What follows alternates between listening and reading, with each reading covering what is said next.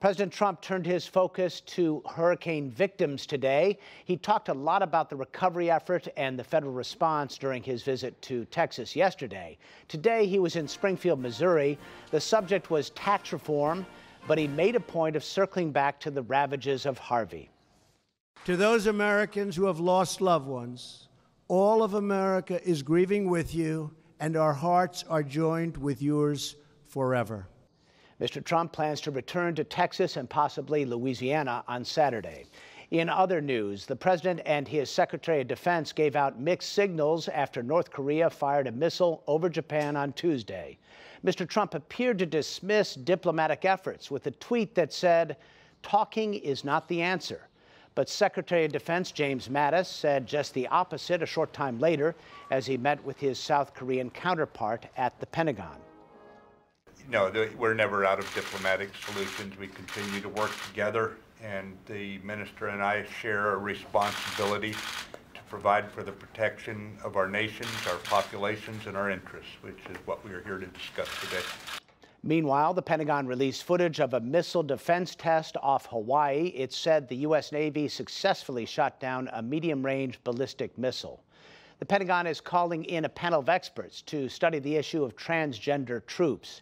Secretary Mattis says he wants recommendations on whether those already serving should be allowed to remain in the ranks. President Trump has left their fate to Mattis to decide, but he's ordered a ban on recruiting any new transgender troops. The UN's human rights chief warned the president today to stop attacking journalists. Zeid Ra'ad al-Hussein spoke in Geneva. He said it's dangerous for Mr. Trump to brand news organizations fake and single out individual reporters. Is this not an incitement for others to attack journalists?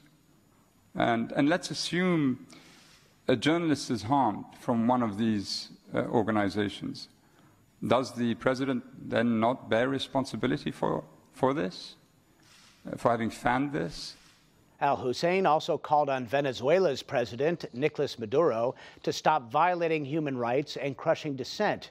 He said the country's democracy is only barely alive. The Russian government confirms that it received an email from President Trump's personal lawyer during the 2016 campaign about a business deal. Michael Cohen was pushing for plans for a Trump Tower property in Moscow.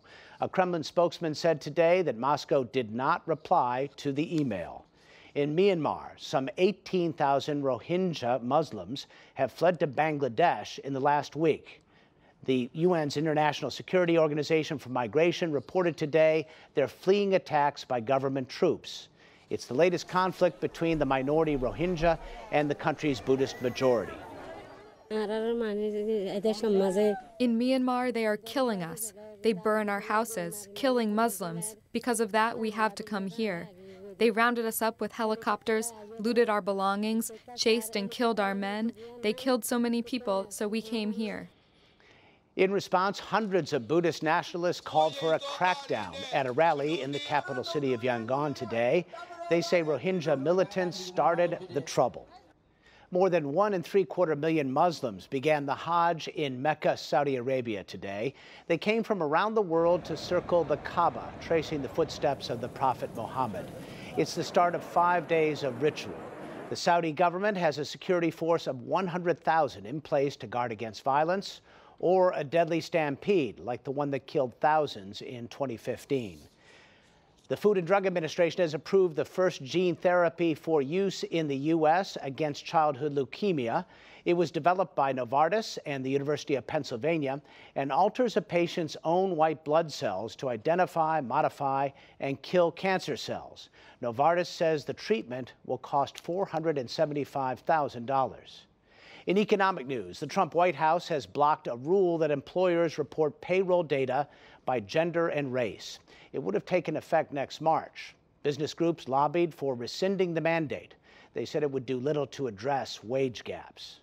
On Wall Street, stocks moved higher on news that second quarter growth was the best in 2 years. The Dow Jones Industrial Average gained 27 points to close at 21,892. The Nasdaq rose 66 points, and the S&P 500 added 11.